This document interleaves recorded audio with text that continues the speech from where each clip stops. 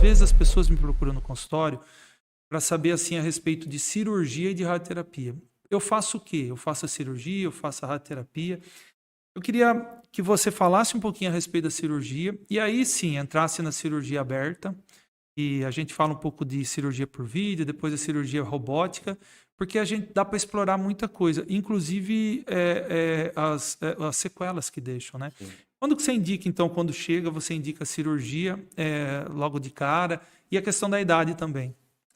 Em geral, assim, os tumores localizados, né, os tumores Uhum. iniciais, ali que é o momento que é a melhor fase de diagnóstico, né, que você tem ali praticamente um leque de escolha, tem opções, né, de cura, né? A gente tem ali como opções inicialmente cirurgia radical, radioterapia e até a vigilância ativa. São, vamos dizer que opções de tratamento, né? Não que a gente entrega para o paciente como um cardápio, mas a gente discute isso caso a caso. Em geral, o que traz as maiores chances de cura é a cirurgia radical, né? As chances de cura são, assim, dependendo do caso, 90%, 95%. Radioterapia também, as chances de cura são muito altas, acima de 80%, 85%. São modalidades que trazem cura. Então, que fique claro, você percebe que a cirurgia ela tem um índice de cura maior do Tem, que a radioterapia. E estatisticamente, a não só chance de de cura é cura, maior. de recidiva também, né? Vamos, Exato, vamos dizer eu assim. ia entrar nesse ponto. E existe também a opção como vigilância ativa, que são para tumores muito pouco agressivos, tumores mínimos, né? E casos selecionados de pacientes que não querem tratar, ou são muito idosos, ou têm muitas comorbidades, onde os tratamentos podem trazer problemas. Então, são para, geralmente, casos bem selecionados. A grande maioria dos casos acabam optando em cirurgia, né? Que a gente considera ser o tratamento mais eficaz dos cânceres iniciais. A cirurgia evoluiu muito nos últimos anos, né? Eu vivi isso, né? Até poucos anos atrás, a cirurgia de próstata era considerada, assim, uma tragédia, né?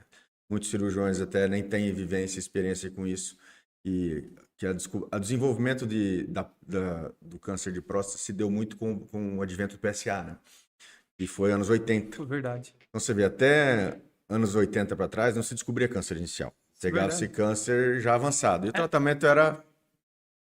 Quando eu fiz minha faculdade, ainda era assim, do começo de 90. Você tem Então, toda a daí razão. não se sabia nem muito bem a anatomia cirúrgica de próstata. Então, Exatamente. começou-se a desenvolver muito anatomia e cirurgia prostática nos anos 80, 90. É. Começou-se as grandes serviços a aprenderem a operar próstata, principalmente câncer de próstata.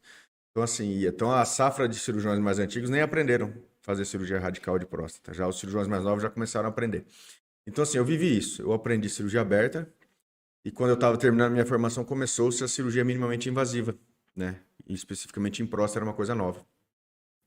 Então, a cirurgia desenvolveu muito. A cirurgia aberta, que é muito agressiva, difícil você conseguir preservar estruturas, né? Muito sangramento, né? Uma região difícil de operar. A próstata fica na pelve profunda, atrás dos ossos, junto ao assoalho pélvico, junto ao reto. É um lugar difícil de acessar. E tem muita estrutura nobre ao redor, né? Principalmente os nervos da potência, né? Então, assim, e isso evoluiu muito. Tanto que a cirurgia aberta evoluiu para a cirurgia de vídeo, que evoluiu para a cirurgia robótica, trazendo muito mais segurança, muito mais precisão e muito menos sequelas do tratamento.